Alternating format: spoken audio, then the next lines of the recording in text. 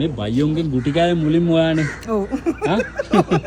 දැන් බයියෝ එකා දෙන්න හිරේ යනවා. හරිද? මට සතුටුයි. සතුටුයි ලවංග. ඇත්තටම පට්ට සතුටුයි නිකන් අයිස් වතුරේ මේ දැන් පායන කාලේනේ කොළඹට අයිස් වතුර නිකන් නෑව වගේ තියෙනවා. පව් කියලා හිතෙන්නේ නැද්ද? ඇයි ඒ පව් බලන්නේ? උන් හොරා කෑවනේ. උන් බඩගිනි කියලා කෑ ගන්නවනේ. ඔව්. බඩගිනි කියලා කෑ ගන්න මොකද්ද හේතුව කියලා දන්නේ? බයියොත් උච්චර තරහ බයියොත් එක්ක. තරහා ඇවිල්ලා දැන් උන් හොරා කෑවනේ. හොරා කද්දි ජනතාව බඩගින්නේ හිටියා.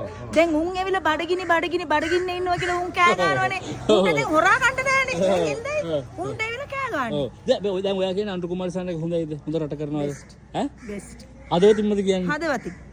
වෙන මොකුත් ගණ දෙනුවක් දීලා එහෙම මොකක්වත් නෙවෙයි හදවතින්මයි කියන්නේ. මොකටද ගනුදෙනු? අපි ගනුදෙනු කියලා කිව්වේ අපි අරගලයක් කරා අපි මේ රට දීලා තියෙන්නේ එතුමාට. එතුමා මින් ඉදිරියට මේ රට හරි විදිහට ගොඩ ගන්න කියලා අනුර කුමාර ජනාධිපති පරද්දන්න කවුද ඉන්නේ? පරද්දන්න ඉතින් ඒ උඩ එන්න දෙවි කෙනා එන්න ඕනේ පරද්දන්න කිසි දෙයක. මගේ නම කියන්න බැරිද? උඹලටත් මාර ආසාවක් තියෙනව නේද? ජනාධිපති වෙන්න ආසයි නේද? ආස නැද්ද?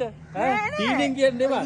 දැන් ඔබ ඉතර ජනාධිපති අනුර කුමාරගේ ෆෑන් කෙනෙක් වෙලාද? නැත්තම් මේ පණ දෙනවනේ මේක කරනවා දැන් අපි මුලින්ම හිතුවේ මේක අමාරුයි කරන්න බෑ කියලා හිතුවට දැන් බලහංගෝගේ වෙස්පර්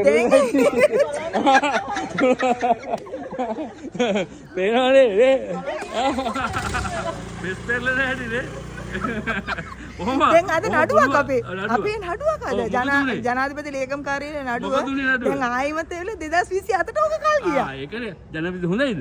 නෑ ජනාධිපති කිසිම සම්බන්ධයක් හරි නියමයි good point. ඔව් මේකට කිසිම සම්බන්ධයක් නෑ. ඒ කියලා කිව්වම ඒ කියන්නේ අධිකරණ ස්වාධීන කරලා තියෙන්නේ. ඔව් ඒ කියන්නේ ඒ වෙලාව ඕනම කෙනෙක් කියලා අධිකරණයට ඉසනමල කරු කරන්න ඕනේ. අධිකරණයෙන් දෙන තීන්දුව අපි සන්තෝෂෙන් බාර ගන්න ඕන. අධිකරණයටත් ඉහළ අපිට යන්න බෑනේ. ඒක ජනාධිපති නෙමෙයි ලෝකේ. හරි එහෙනම් නූට්ටයි ජනාධිපතිලයි ජය වේවා. අපිට මොකක් කරුණාට අවුලක් නෑ නේද?